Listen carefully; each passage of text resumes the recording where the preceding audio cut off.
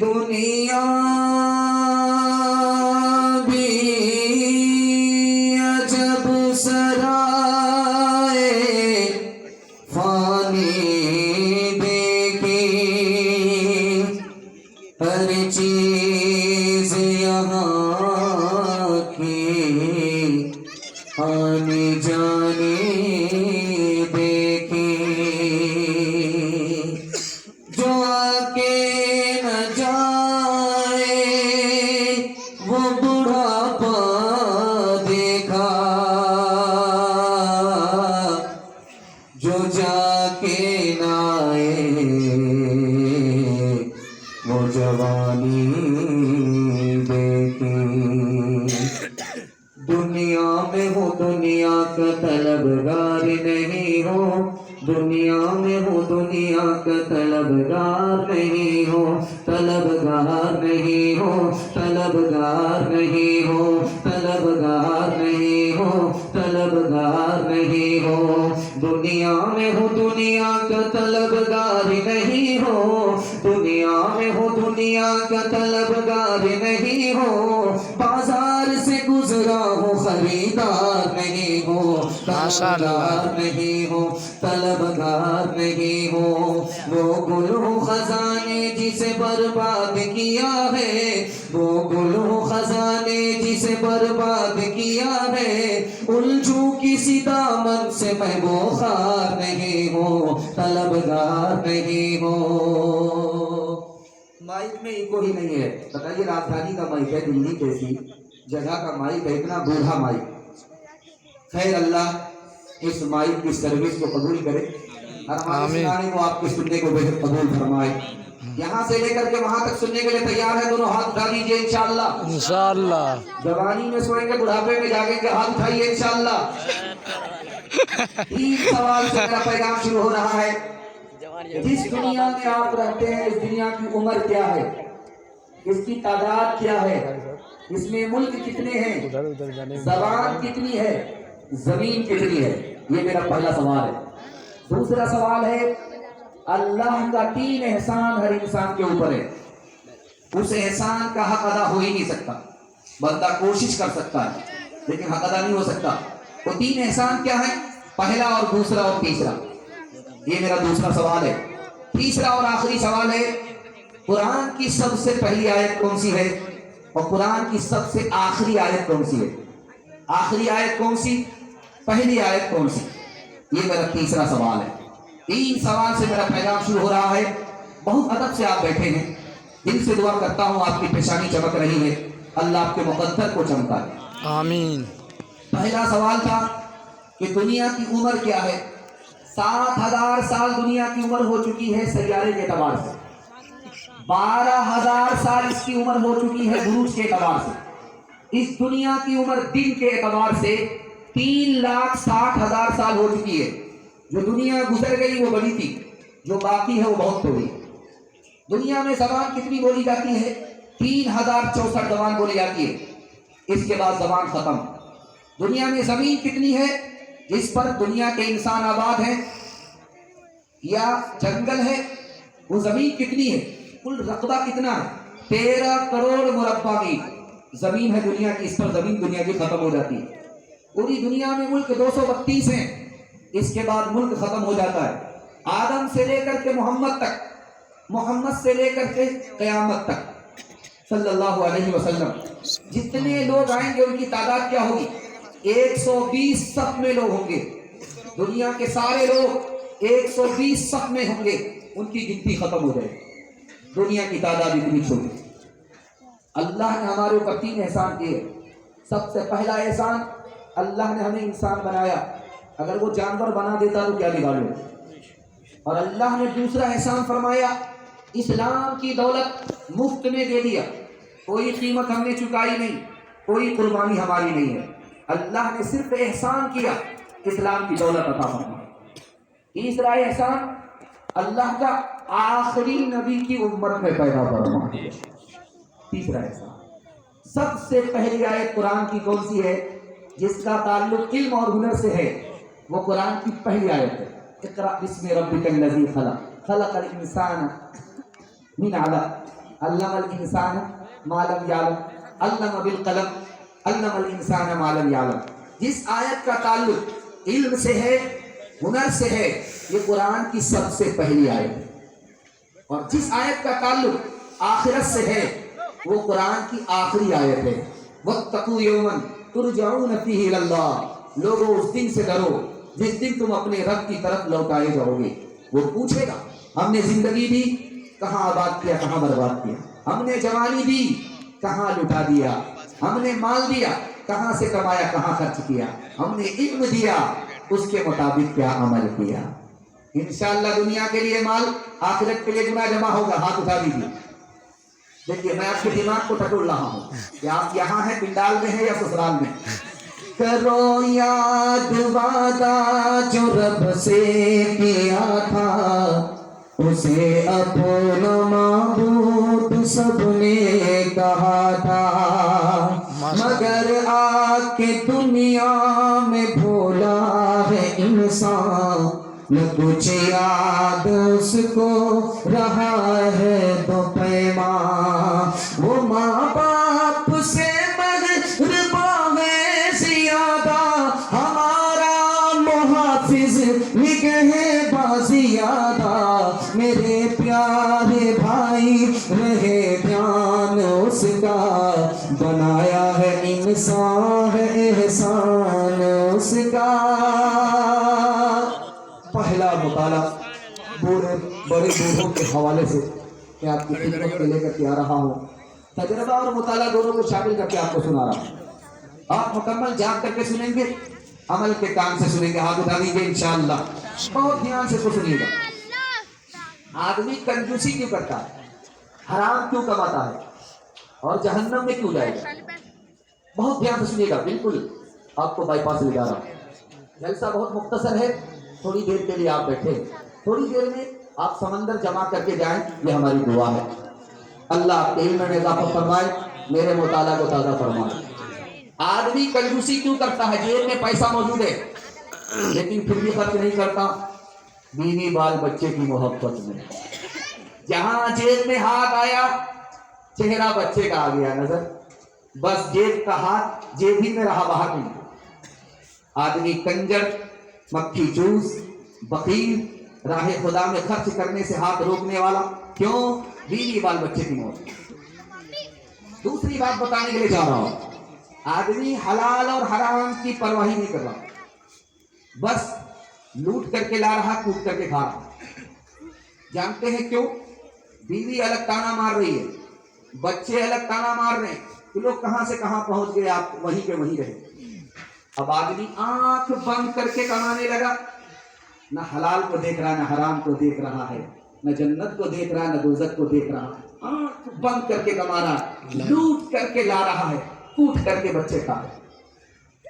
اور آدمی جہنم میں کیوں جائے گا؟ اللہ کے رسول کی حدیث ہے، نیکی تو کر کے آیا تھا لیکن نیکی کو بیوی نے کھا لیا، برباد کر دیا، بچے نے کھا لیا، برباد کر دیا۔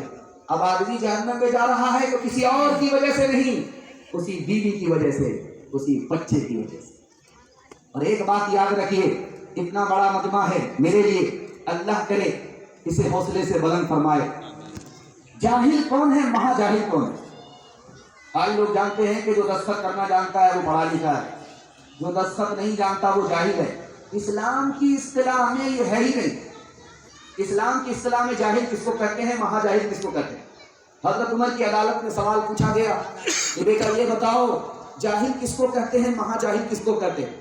تو قیس شاگرد کھڑا ہوا، حضور مجھے ایک سوال کا جواب معلوم ہے، دوسرے سوال کا جواب معلوم نہیں ہے، اب بتاؤ جاہل اس کو کہتے ہیں جو اپنی دنیا بنائے، اپنی آخرت برباد کرے، اس کو جاہل کہتے ہیں۔ شاباش بیٹے، بہت اچھا جواب ہے۔ مہا جاہل کس کو کہتے ہیں کہ حضور آپ بتا دیجئے؟ حضرت عمر نے فرمایا جو تمام جاہلوں کا باپ ہے، جانتے ہو کون؟ جو دوسرے کی دنیا بنائے، اپنی آخرت برباد کرے۔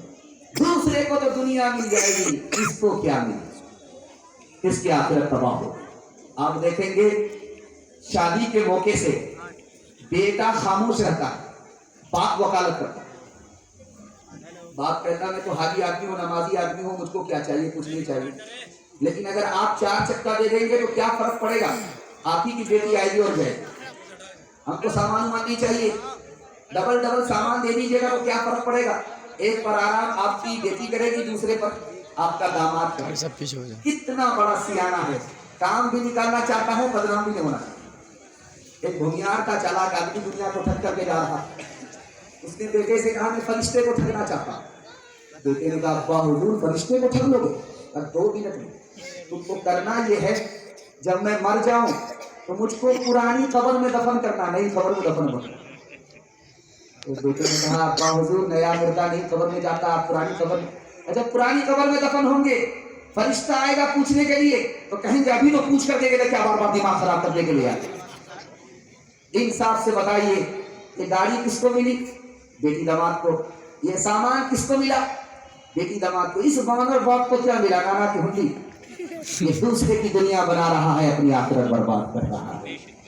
کیا ملا صیاد میرے آشیاں کو توڑ کے، کس قدر محنت سے رکھا شاید تن کے جوڑ کے، 4 دن بھی چین سے کرنے نہ دی سرے چمن، کہہ دیا صیاد نے بس چل دو گلشن چھوڑ کے، کہہ دیا صیاد نے بس چل دو گلشن چھوڑ کے۔ ہم کتنے نادان، ہمارا خدا کتنا مہربان۔ یہ دوسرا پیغام آپ کی خدمت میں آ رہا ہے، سننے کے لیے آپ لوگ مکمل تیار ہیں؟ دونوں ہاتھ اٹھائیے انشاءاللہ۔ انشاءاللہ کل نماز پڑھیں گے، ہاتھ اٹھائیے انشاءاللہ۔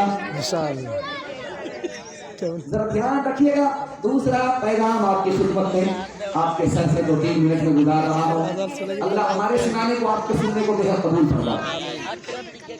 آدمی کو پیاس لگی ہے، پانی مل جاتا ہے، پیاس جب بجھ جاتی ہے تو پانی کی قدر بھول جاتا ہے۔ پانی پیٹ میں آیا، پیشاب کے راستے سے باہر ہو گیا۔ جب تک پانی پیٹ میں تھا، پانی پیٹ میں رہا، پانی پیشاب کے راستے سے باہر نکل گیا، اس احسان کو بھی بھول گیا۔ پلٹ کر کے ایک جائزہ آپ لے کر کے دیکھیے، پیاس لگی ہے انسان کو اور پانی خریدنا پڑا، اور جو پانی پی کر کے پیٹ میں رکا وہ پیشاب کے راستے سے باہر نہیں نکلا، علاج کے لیے اس کو پیسے خرچ کرنے پڑیں گے، تو آدمی جان کو دیکھے گا، جہان کو نہیں دیکھے گا۔ مہربان جائیے اس خدا کے اوپر، قربان جائیے اس خدا کے اوپر، وہ ہمیں ہر وقت پیاس میں فری میں پانی پلا رہا ہے، اور جو پانی اندر گیا وہ بغیر کسی ڈاکٹر کے علاج کے پیشاب کے راستے سے روز باہر کر رہا ہے، کوئی پیسہ نہیں لے رہا۔ دوسری بات یاد رکھیے، آپ کو سن کر کے حیرت ہوگی، آپ نے بمبئی کا سفر کیا، حاجی علی کو آپ نے دیکھا، آپ نے ہاتھ میں پانی لیا ہوگا، سمندر کا پانی اتنا کھارا ہوتا ہے کہ حلق کے نیچے اترتا ہے، اتنا کھارا پانی۔ لیکن جانتے ہیں خدا کی مہربانی کتنی بڑی ہے، اسی پانی کو بادل نے آ کر کے اٹھایا، سمندر سے اٹھایا، وہ کھارا پانی تھا، بادل نے اس کو اٹھایا، اور آسمان کی بلندی پر وہ پانی آیا، زمین پر اترنے سے پہلے خدا کے قدرتی سسٹم سے وہ میٹھا ہو گیا۔ تیسری بات بتانے کے لیے جا رہا ہوں، میں جہاں سے آیا ہوں دارجلنگ، 8000 فٹ کی بلندی ہے پہاڑ کی، اس پر لوگ رہتے ہیں، پلین نہیں ہے، وہ پہاڑ کی چوٹی پر، وہاں ان کو پانی کیسے ملتا ہے آپ کو سن کر کہہ رہے ہیں، اللہ تعالیٰ نے برف کی شکل میں پانی کو وہاں جمع کر دیا، پہاڑ کی چوٹی پر پانی جمع ہے، وہاں سے رشتہ رہتا ندی میں پہنچ رہا ہے، نہر میں پہنچ رہا ہے، ذخیرہ کیا جا رہا ہے۔ خدا کا اتنا بڑا انتظام جو انسان کی طاقت سے باہر تھا، اللہ نے پیدائش سے پہلے وہ انتظام کیا۔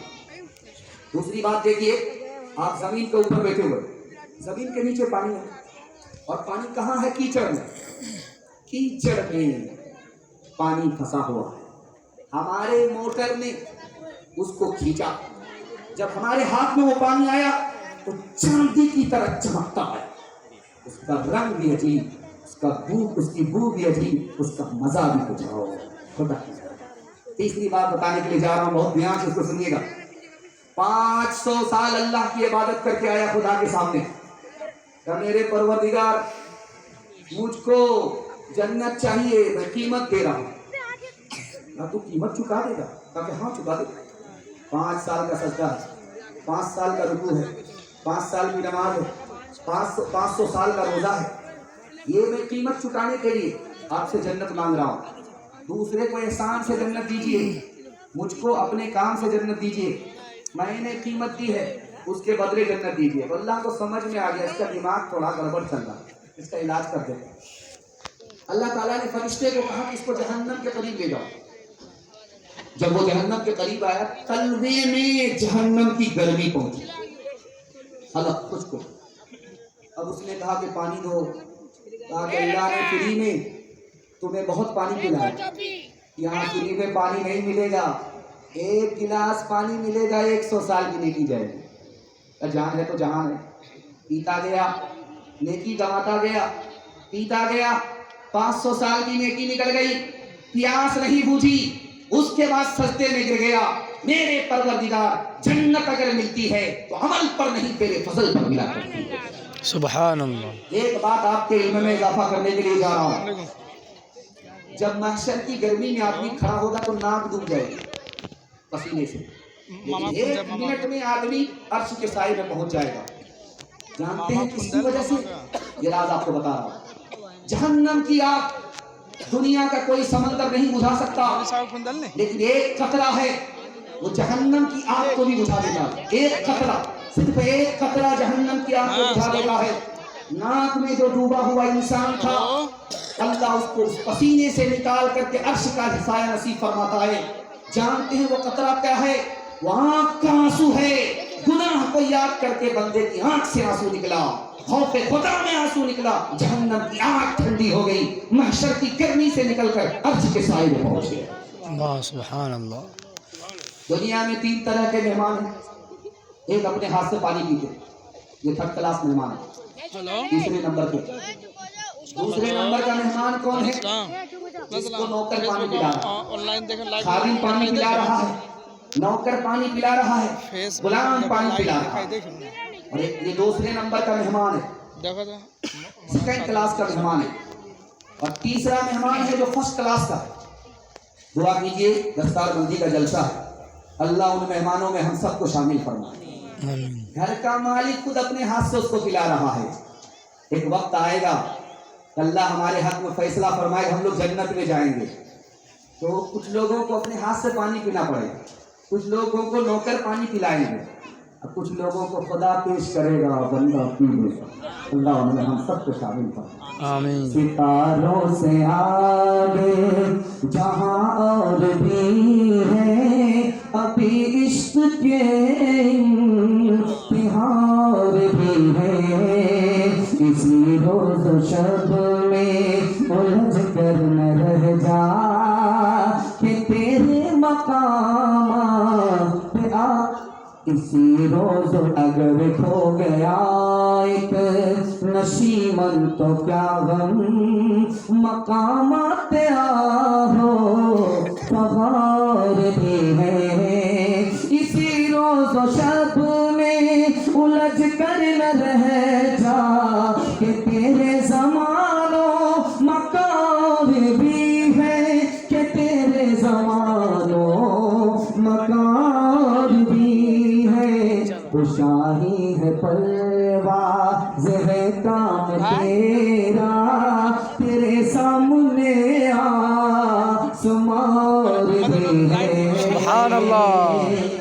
دوسرا پیغام نبی کی سیرت کے حوالے سے سنا رہا ہوں, آپ کو سننے کے لیے تیار ہے؟ دونوں ہاتھ اٹھا دیجیے انشاءاللہ. شادی کے بعد داڑھی رکھیں گے, ہاتھ اٹھائیے انشاءاللہ. بیوی سے پوچھ کر رکھیں گے, ہاتھ اٹھائیے انشاءاللہ. ٹھیک ہے. دھیان سے سنیں کہ نبی کی سیرت کے حوالے سے تیسرا پیغام آپ کے خدمت پہ آ رہا ہے. اللہ کرے کہ ہمیں توفیق ملے اور نبی کی سنت کو ہم ڈھونڈ ڈھونڈ کر کے زندہ کرنے والے بن جائیں.